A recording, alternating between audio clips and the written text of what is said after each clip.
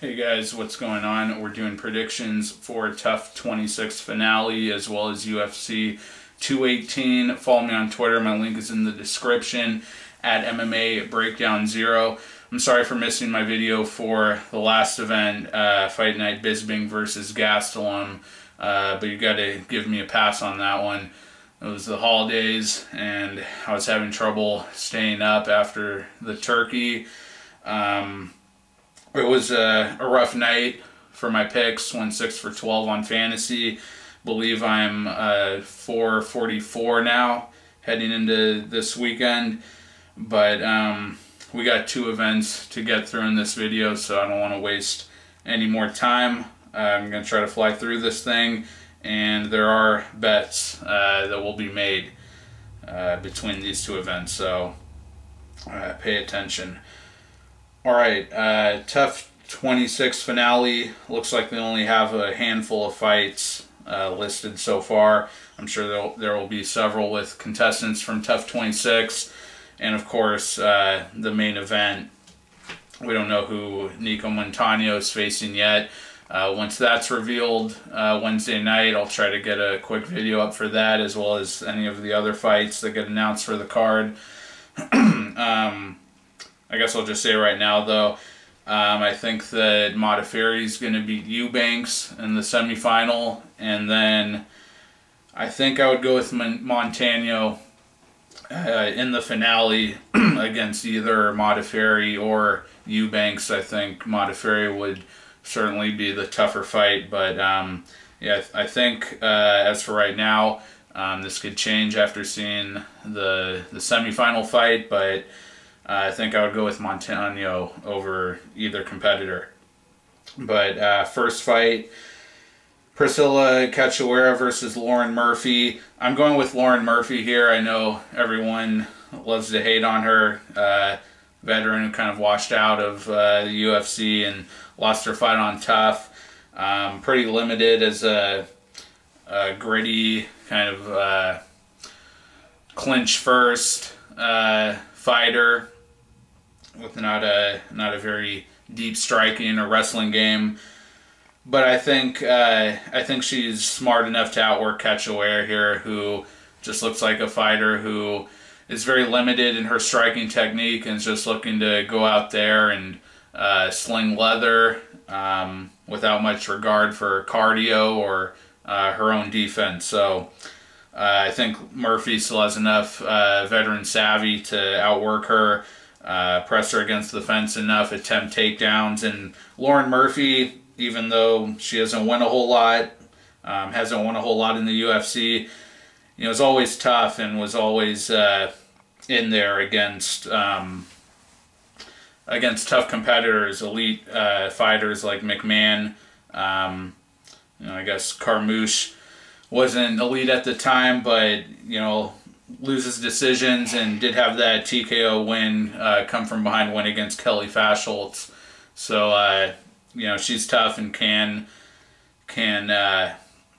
put it on a young, inexperienced fighter. So I'm taking Murphy here.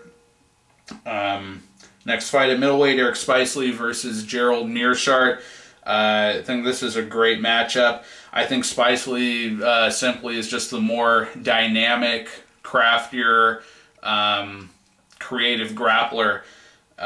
He's definitely been inconsistent in his own right, but even in the fights he's lost, like to Carlos Jr., he still made that a relatively competitive fight against a very skilled grappler. Had his share of successful exchanges on the ground, and he's got a win, however fluky you may want to believe it to be in hindsight. He's got a win over Maheda Santos on his record, and that to me counts for a lot more than Meerschaert's wins over Gigliotti and Ryan Janes.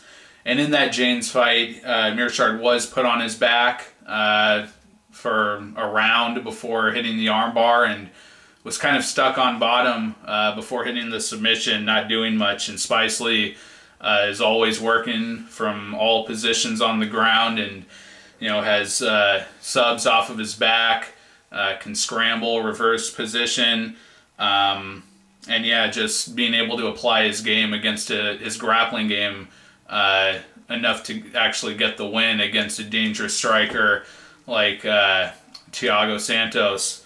I think is really impressive and really speaks to his grappling ability and his ability to implement it. So I'm taking Spicely here by submission. I do think Meerschaert is the better striker if this stays on the feet, which sometimes happens in a fight between two grapplers. I would give Meerschaert the advantage, but yeah, I'm going to take Spicely by submission.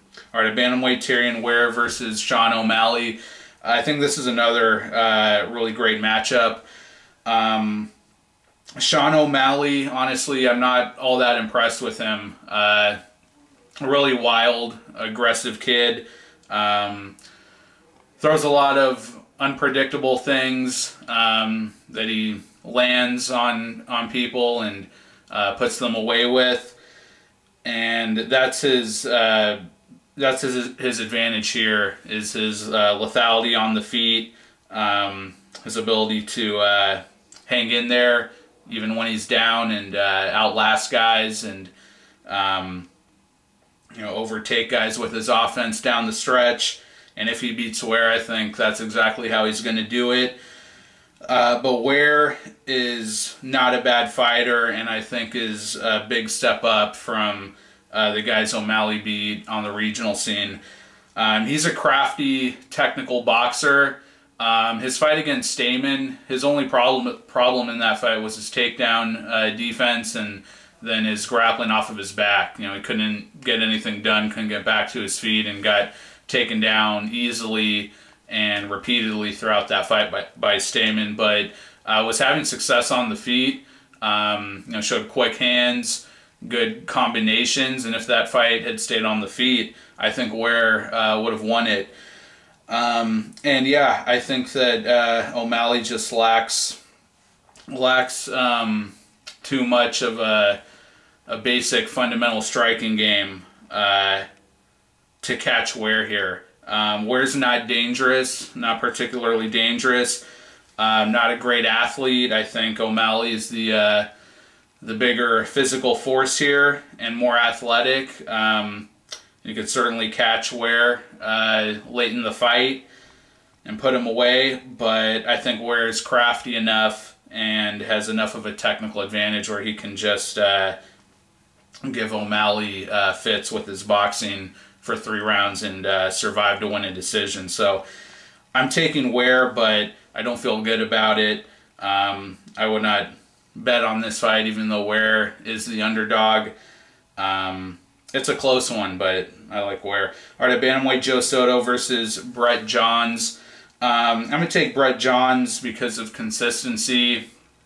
He sticks to a really basic game plan, and that's taking people down and outworking them from top position. And while Soto is a dangerous grappler, even off of his back, like we saw in the Marco Beltran fight, and even having a competitive fight against Hani Yahya that he ended up winning, I think Johns has too much of a youth advantage on his side here, an athletic advantage, and Soto's inability to really consistently produce and apply offense and be offensively potent is going to cost him here. I think this is a good parallel to the Michinori Tanaka fight, where Soto was clearly the better striker, a lot more technical than Tanaka, and was catching him on the feet, but just couldn't stop the takedown. And I think Johns, is much more active and relentless with his wrestling. Just looks like a no-frills kind of guy, and I think he's going to be able to hit those takedowns on Soto enough to steal a decision. Soto's always kind of been inconsistent, and even in the fights that he wins, like the Chris Beal fight, was getting outworked on the feet in that fight, and just always kind of seems to have to fight out of a deficit. So I'm going Brett Johns by decision. All right, at middleweight, Andrew Sanchez versus Ryan James. I really like Sanchez here. My most confident pick for this card. I think he's just too technical, too good at blending his striking and his wrestling for James to really combat in this matchup. James is really upright, gets tagged a lot because he leaves his head sticking out there at the end of his combinations, and yeah, Sanchez can set up his takedowns really well.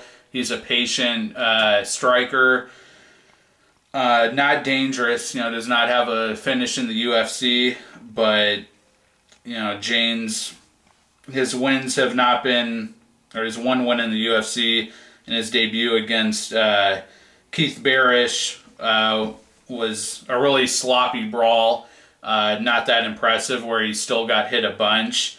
And then Meerschaert submitted him, even though he had some success putting Meerschaert on his back in that fight. And then his last fight against Jack Marshman, lost, just got hit too much, but showed that he's a tough guy and can hang in there. And exchange with guys till the end, but I just don't see him making Sanchez pay in the way that Anthony Smith did down the stretch. He might have a slightly better cardio by the third round than Sanchez, but Sanchez is really good at closing the distance, clinching with guys, getting takedowns, and just using his strikes to really set up that clinch and wrestling game. So going with Sanchez by decision.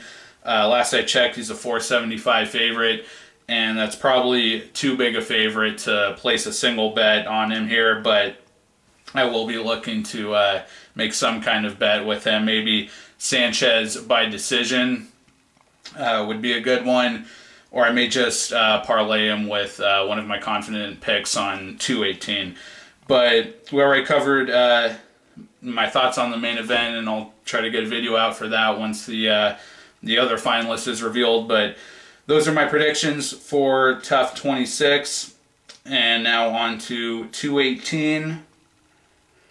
First fight on Fight Pass at women's strawweight, Amanda Cooper versus Angela Magana. I was really favoring Cooper going into this, like enough to advise placing a bet on her, but I don't think I can. I don't think I can do that. It's just because Cooper looks like one of those fighters who's come off of TUF and has won and lost, but seems to have kind of stagnated. And Magana, while she doesn't really seem like a UFC,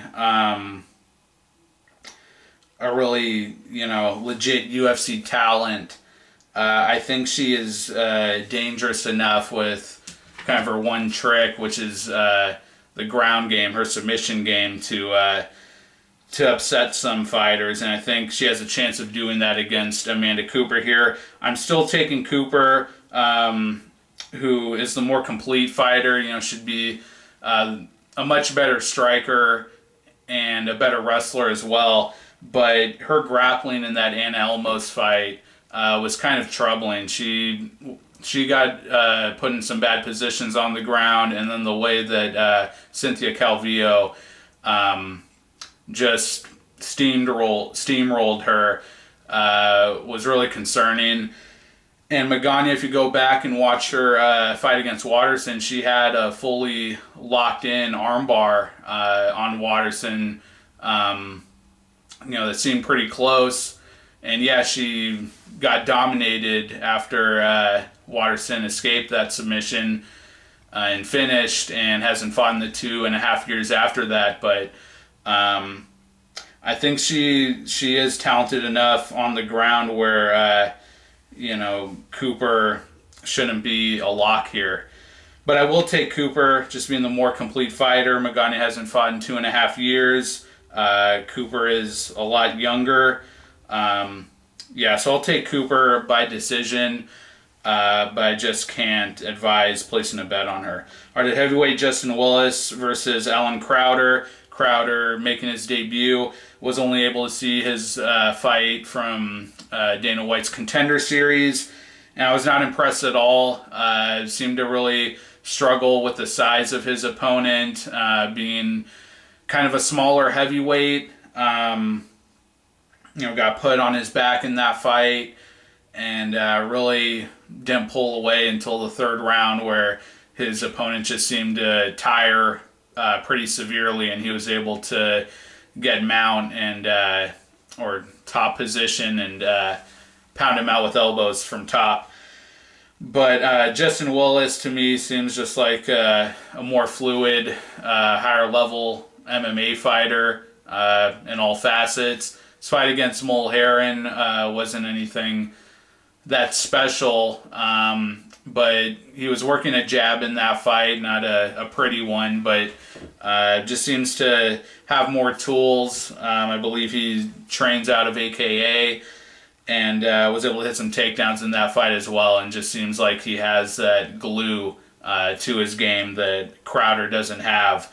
And I also think Willis just looks like the better athlete.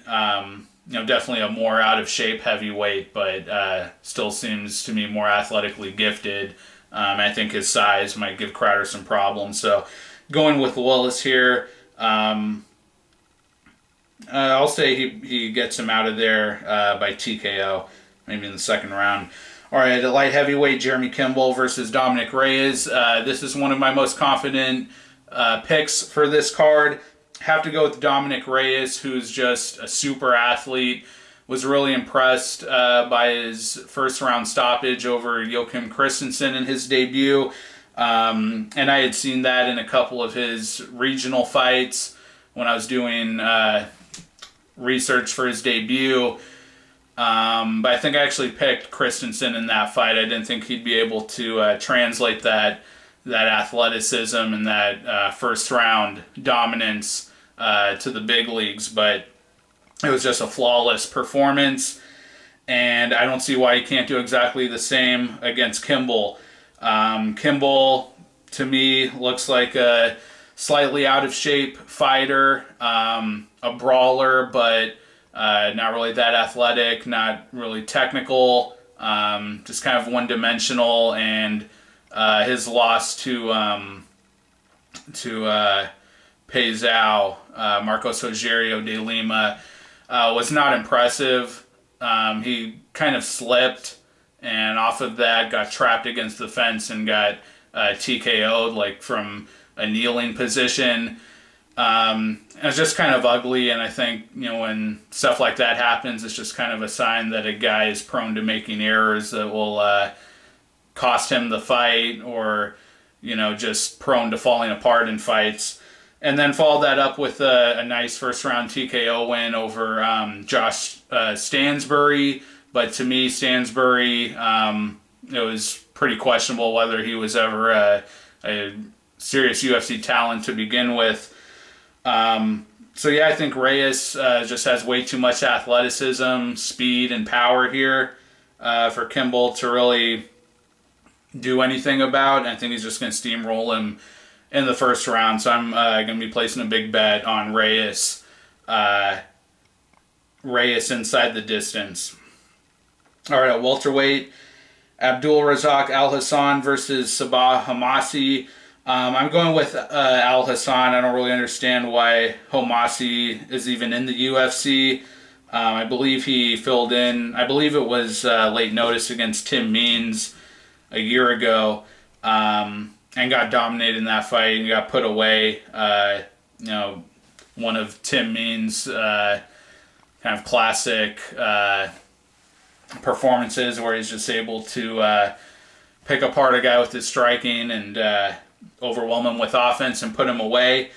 And as we've seen since then, and just lately, just last week, with Means' loss against Bilal Muhammad, Means is no elite fighter, and to lose in that way to Tim Means, even if it was a year ago, to me, just a sign that a guy's not really, a high-level fighter, not really going places. I don't know that Abdul Razak Alhassan is either, but at least he's got a lot of athleticism to his name, power. We saw that in the Charlie Ward fight. Struggled with the wrestling against Omar, what's the guy's, Omar Akhmedi. But I think in this matchup he should be able to outwork Homasi, out-athlete him. I think he has the bigger power. So, yeah, I like Alhassan. And another note, Homasi didn't impress me a couple years ago when he was on TUF at all. Lost a pretty uneventful decision to a wrestler in Keratin Banks. Homasi, I think, had the advantage on the feet in that fight, but just, I think, kept getting clenched or pressed up against the fence, and, was complaining that he lost the decision after that fight. But Hassan, I think, should be able to do at least that to him, if not worse. So I like Hassan here. Alhassan. Fox Sports 1 prelims, women's strawweight, Felice Herrig versus Courtney Casey. This is a great fight, and I like Courtney Casey. Felice Herrig has really kind of reinvented her game, made big improvements, and especially in her striking. Her striking's gotten a lot more technical, really able to work behind a jab and time her takedowns pretty well. But other than the Kylan Curran fight, who is one of the worst fighters in that division, Felice Herrig has had trouble really capitalizing on people and being able to put them away when she does get them in a compromised position, like against Grasso, and had many opportunities and almost did put away Justine Kish, but to have a fully locked on rear naked choke like that and not be able to finish, I think says something either about her physicality or just, her ability to really be dangerous enough to put people away at this level. And Courtney Casey, maybe doesn't have as pretty a striking game as Herrig and not as good a wrestler, but she is scrappy, she's tough, and has just become a really effective, an effective fighter. She really shut down the wrestling game of Jessica Aguilar, stopped her wrestling with her striking, and she's going to have a reach and height advantage here on Herrig. And I think she's just tougher on the feet than Herrig.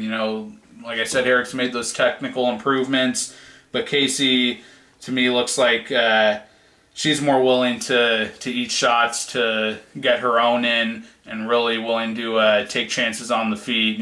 Some of the fights that she lost early in her career, like against Calderwood and Seohee Ham, she really went after her opponents early in those fights. And I don't think Herrig really has that kind of tenacity. So I like Casey here. I think she's going to be able to avoid the takedowns enough.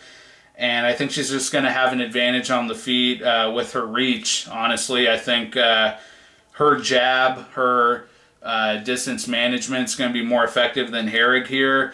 And I think Justine Kish, Alexa Grasso, those were much easier opponents for Herrig to finish, and she couldn't. So I don't expect her to finish Casey, who's really been super tough. And I didn't even mention the armbar submission when she got over Randa Marcos, a pretty solid wrestler and grappler, super impressive. So yeah, she may be able to even hang to hold her own on the ground against Herrig and possibly end up submitting her there as well. So I just think Casey's a grittier, tougher fighter here, and Herrig's not dangerous enough. So yeah, I like Casey, and I'm going to take her by decision. This might be one that I would throw a small bet on, but not a big one. You know, Casey, if she loses this, I think it's going to be because of the wrestling. If Herrig's able to hit those takedowns enough. She really struggled with the wrestling against Claudia Gadelha. I don't think Herrig's on that level in terms of her wrestling, but it is possible. So depending on the odds, I might throw a small bet on this one, but definitely not a big one like the other fights I've mentioned, like Reyes or Sanchez. All right, at lightweight, David Teymur versus Drakkar Klose. I like Teymur here. I think it's really close, though. I think it could be a really competitive fight, and I think Klose could win it if he's able to hit takedowns in this fight. But the big problem for him here is that Teymur is a vastly superior technical striker than Mark Diakase was. Diakase was kind of the perfect opponent for Klose to really game plan for, to thwart his athleticism and his unpredictability with leg kicks and a wrestling game. But a guy like Teymur, who's really high energy and dynamic and high movement on the feet, always throwing a lot of volume and really technical as well. I think that that kind of methodical approach from Klose, the leg kicks and a takedown game, it's going to be a lot harder to implement here. So I'm going to go with Teymur. I think he wins a decision. I don't think he's going to be able to hurt Klose. I mean, he is really dangerous in those couple of finishes he had against Jason Novelli, and I think he got another one in there before that. Those were pretty impressive. The guy's a really clean, smooth kickboxer. So I think a finish is possible, but yeah, I think Teymur is just too technical and too high volume a striker for Klose to really work his kind of his slow plodding game against. So Teymur by decision. All right, at welterweight, Alex Oliveira versus Yancy Medeiros. This is a bit of a tough one, and I was kind of favoring Medeiros going into this because Oliveira, while he has big power, which he showed off in his last fight against LaFleur, still not really a structured or a very technical striker. Tim Means really exposed that in their first matchup, and obviously Oliveira came back to redeem himself from that performance. But got it done with wrestling and grappling, not striking. And Medeiros, being a very technical, very dynamic striker, I felt could hit some of those openings that Tim Means was able to find. But Medeiros, I think, is a little too patient with his striking, not forceful enough. And Oliveira is very forceful with his game, and I think just being the bigger physical presence here, he'll be able to come forward and apply his wrestling game, possibly even his striking game, which is still very dangerous, even if it's not technical, before Medeiros has time to really read him and set up his shots from range. Which is usually how he beats guys, by feeling them out and then finding that opening and capitalizing. So yeah, I like Oliveira. I don't think this fight's going to go the distance either way. And Medeiros has been put out on the feet before by less technical, but just more powerful, more physical strikers like Poirier. Even Jim Miller hurt him to the body.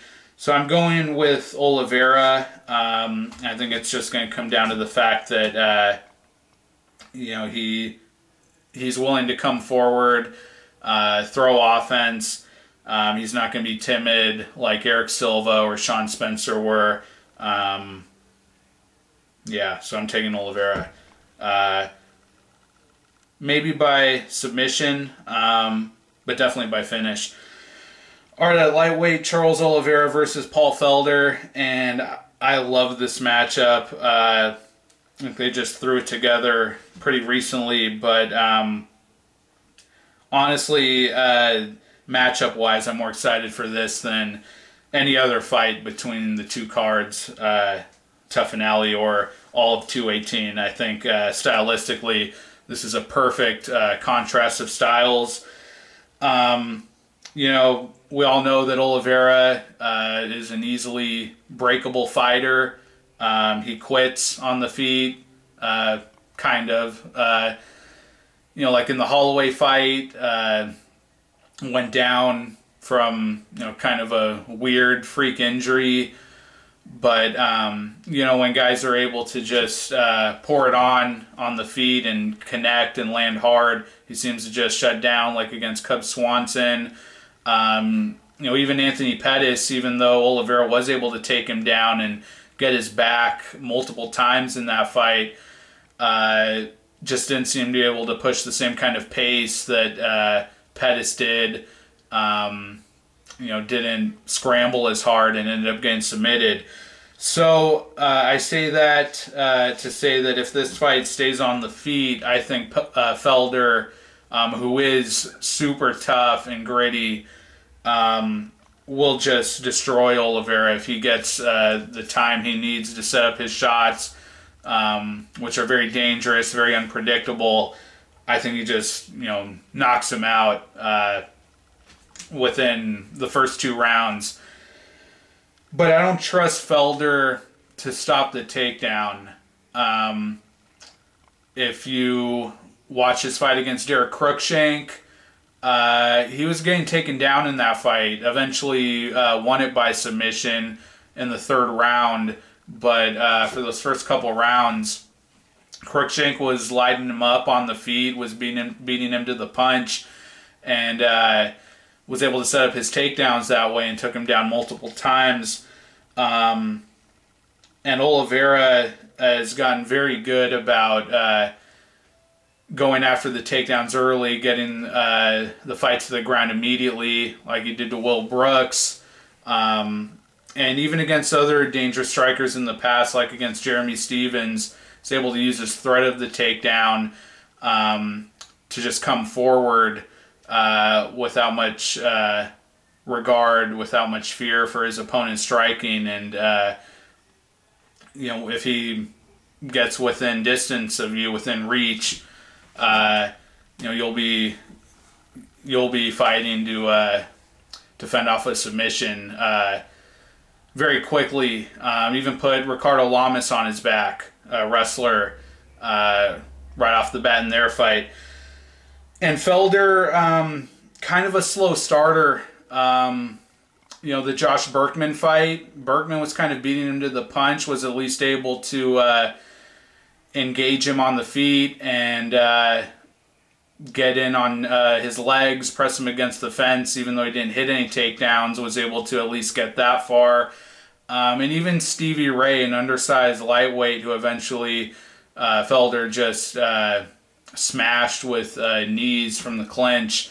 He was pressing a clinch game against Felder early in their fight, and if those guys were able to do those things, I think a really aggressive grappler like Oliveira, who really gets to work quickly, will be able to hit that takedown, and from there, I think he can submit Felder. So that's what I'm going with the caveat that if he can't get this to the ground, or if he just gives Felder enough time on the feet, he's getting knocked out. But yeah, I have to take Oliveira by submission, and depending on the odds, I might be placing a small bet on this one. Definitely still a very competitive fight, and you know, not advising any significant bets here, but that's one that I would look to possibly take advantage of. All right, women's strawweight on the main card, Tecia Torres versus Michelle Waterson. I'm taking Tecia Torres. Waterson goes for the finish more. I think she's more... she pursues the finish more. And if she's able to get this in close quarters, get in the clinch with Torres, she could be taking Torres for a ride with her judo throws. And Torres, I thought, even though she got the first finish of her UFC career in her last fight against Juliana Lima, I thought the fact that she was engaging Lima in the clinch as much as she was, or maybe it's just the fact that Lima was able to force her there. And I think it was Torres who initiated the takedown, but just the fact that they were clinching so much, I thought was kind of bizarre and concerning, because Torres had always been a fighter who was able to keep kickboxing range and really kind of outwork her opponents from that distance. So it is possible that someone as aggressive as Waterson, looking to get it to the ground as much as she does, may be able to put her there. And from there, I think she really chases the finish. Her willingness to chase the finish more than Torres could lead to her, either finding a good position on the ground or just outworking her for 2 of 3 rounds. But on the feet, I don't really trust Waterson's range karate style just yet. Wins over Magana are nice, and Paige Van Zandt, but Torres, other than that Lima fight, has been a really solid, consistent kickboxer, really clean with her technique, not very dangerous, and not a very dominant fighter. A lot of her fights are kind of close, have all except the Lima fight have gone the distance, but I don't trust, a kicking-based karate game to really hold up against a more sound, boxing-centric attack that Torres presents. So I'm going to go with Torres by decision, but this could be a close one. Definitely no bets for me on that one. Our lightweight, Eddie Alvarez versus Justin Gaethje. I was really favoring Gaethje very heavily ever since this fight was announced, so much so that I was going to place a big bet on him. And I'm still taking Gaethje here just because of the momentum, the youth, and the fact that Alvarez just seems to be in decline. The McGregor performance was terrible. Dustin Poirier really put it on him, and Alvarez just seems to have a lot of trouble really kicking it into high gear. Very slow starter. Really seems to struggle with range and finding a rhythm in his fights. Poirier nearly put him out. But the thing in this fight is that Gaethje is super hittable. That's his brand. Taking as much punishment as he needs to in order to outlast you and be the last one standing. And it barely worked against Michael Johnson. Really impressive that he was able to withstand all of those shots and come out on top. And Johnson is a far more technical striker than Alvarez, has a lot more to offer in terms of distance and just a variety of strikes. But in terms of knockout power, and especially in the pocket where Gaethje is going to be engaging Alvarez, Alvarez is one of the most dangerous guys.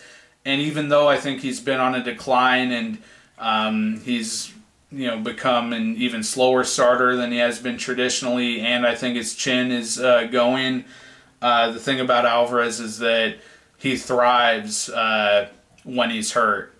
Even the Poirier fight, even though I thought it was a pretty bad performance, Once it became a brawl and Alvarez was on the brink of getting finished, that's when he was able to turn the tables and hurt Poirier. And I thought was going to, walk away with the finish there if it wasn't for the controversial knee. He had Poirier hurt, had him against the fence on his knees. So I'm still favoring Gaethje just because of the momentum, and I think, he is, at least what we have, the evidence we have to go off of suggests that he's more durable. He hasn't been finished yet. Alvarez was almost finished by Gaethje and finished by McGregor before that. So I'll go with Gaethje. I think he can get that TKO, maybe fourth or... Sorry, this isn't a main event. I think he can get that TKO within 3 rounds, but I think a lot of people are going to be severely underestimating Eddie Alvarez here, and I think it's ill-advised because Gaethje takes a lot of punishment. Alvarez has big power, and Alvarez truly gets better, gets more dangerous after he's hurt. So I would not be that surprised if Alvarez is able to walk away with the knockout or TKO victory here. But I will take Gaethje probably by 3rd round TKO. All right, a flyweight, Henry Cejudo versus Sergio Pettis. I'm going with Henry Cejudo, and I honestly don't think this is that tough of a matchup for him. Pettis, a more technical striker, yes, more precise, but nowhere near as dangerous a striker as Cejudo's become. He's nowhere as near aggressive, and he just doesn't like a dogfight in the way that Cejudo does. I kind of feel like Cejudo's just going to walk through him here.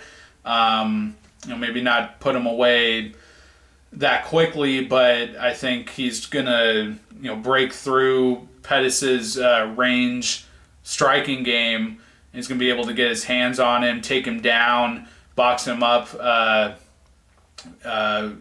from close quarters, and just put offense on him. Pettis is a guy who's always kind of given the 3rd round away. Chris Carriasso, for crying out loud, put this guy on his back and took the 3rd round from him. And you're going to tell me that a wrestler as good as Cejudo isn't going to be able to do that? He got his back taken right out of the gate against Brandon Moreno, and had to, fight off the rear naked choke for that entire 1st round. And he didn't even, really have Moreno in trouble in terms of getting finished over 5 rounds. And a guy who comes forward and hits as hard as Cejudo and is as dangerous as him is going to be, put away by Pettis. I just don't buy it at all. Pettis he always fades late in fights. Gave that Alex Caceres fight away, so he struggled on the ground.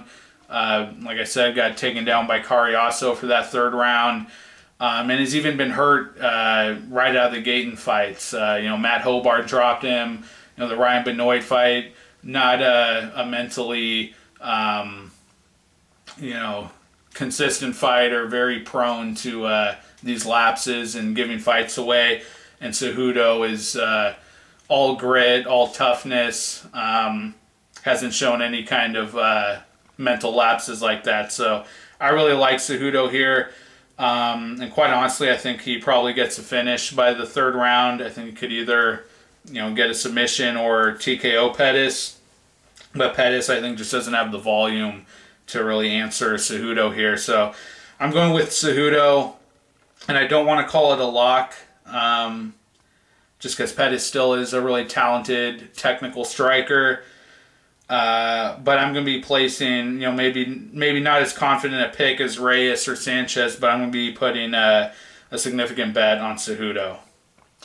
All right, at heavyweight, Alistair Overeem versus Francis Ngannou. I think Ngannou steamrolls him.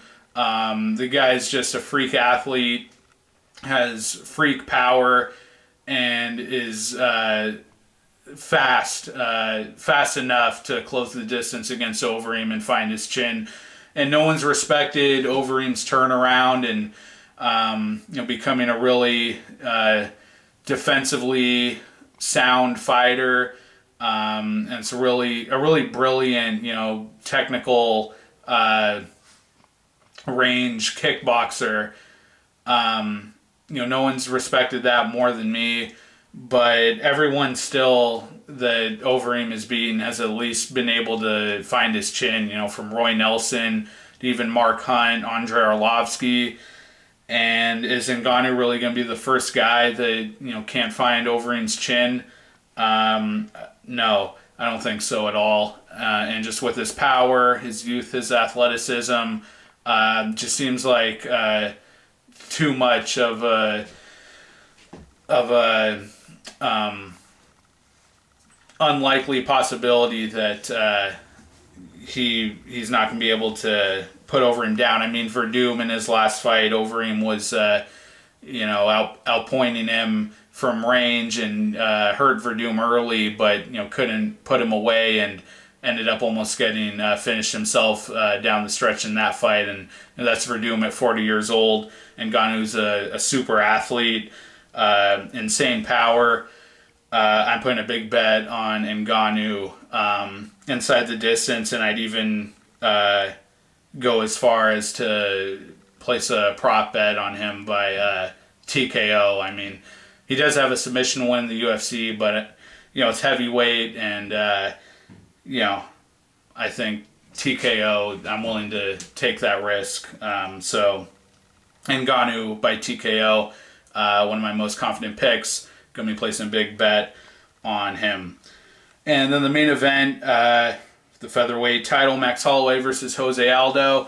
Really hard to not go with Holloway here. For one thing, one thing to consider with Aldo is that his, I believe, only 2 rematches, at least in his UFC career, against Mendes and against Edgar. One of those fights, the Mendes fight, the second fight was a way more competitive fight than the first one, where he got hit, he got dropped in that fight, and then the Edgar fight, the rematch, he totally figured out Edgar. It's probably one of the best performances of his career.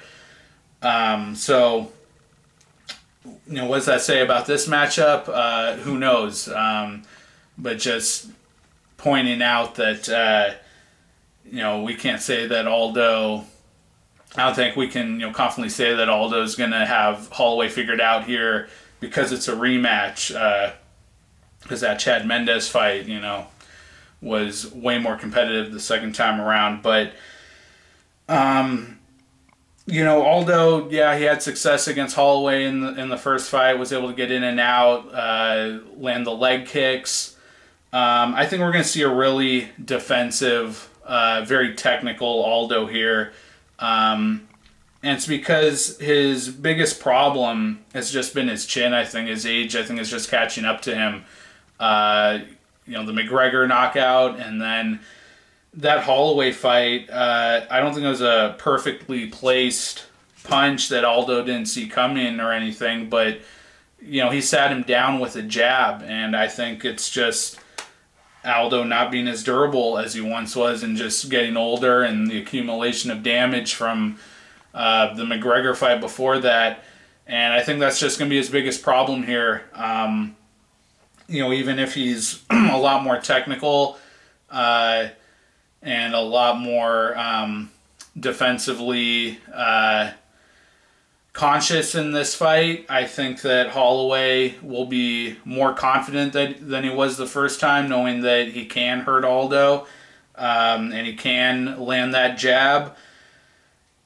So, yeah, it's just hard over 5 rounds because Aldo, I don't think, is going to finish Holloway. I mean, Edgar was an easier guy to hurt than Holloway, and Aldo didn't really do it in that fight.